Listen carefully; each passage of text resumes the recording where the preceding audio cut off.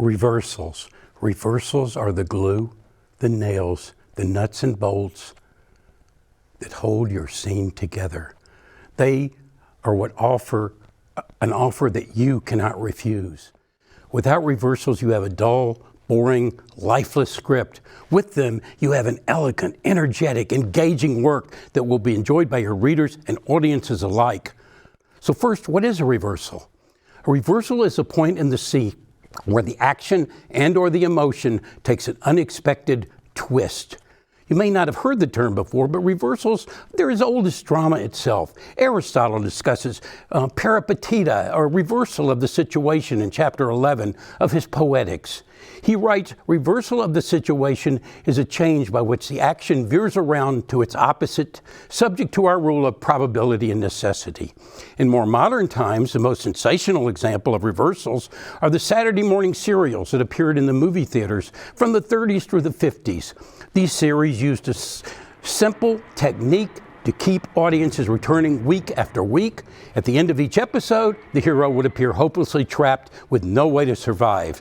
But at the beginning of the next week's episode, a new angle or story element appeared that saved the day and the hero. Seen anything similar lately? I bet you have. The original Star Wars is a great example, as was the Indiana Jones mission to find the Ark of the Covenant. Into trouble, out of trouble, scene to scene, sequence to sequence. And while these films may be the epitome of the cliffhanger structure, the structure is not exclusive to action-adventure movies. Nearly every Hollywood film in the last half-century uses this extraordinarily successful and effective formula. It doesn't matter if it's an action film, a drama, a romantic comedy. The Hollywood story structure applies to all genres. And the essence of this form, and you're way ahead of me here, is the reversal. Reversals can be at the beginning of a scene, the middle, or at the end. Generally, if a reversal is anywhere but the last part of a scene, there is another reversal coming. In a serious scene in Out of Africa, Karen meets with a doctor who tells her that she has syphilis. But there's a new but dangerous cure back in her own country of Denmark. It involves taking of arsenic.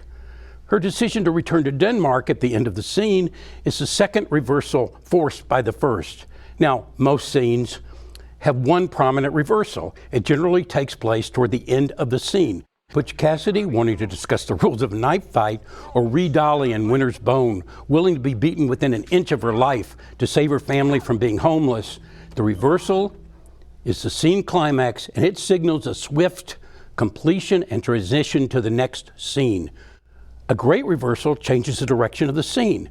Remember, we set up the scene in bridging in to lead the audience to think where that scene was heading, where the climax would be, then bam, we reverse that expectation. And pow, now the scene heads in a different but logical direction. A great reversal changes the emotion of the main characters in that scene and or the audience. A great reversal is a surprise, but it's a logical surprise to the main characters in the scene and or the audience. A great reversal has an impact on what happens next. Maybe that impact isn't immediate, although it usually is, but maybe it's one or two scenes later. But like ripples in a pond, somewhere in that big circle, that reversal impacts those characters, the action, and the plot. Most importantly, a great reversal makes the audience anxious to keep going and discover what's going to happen next.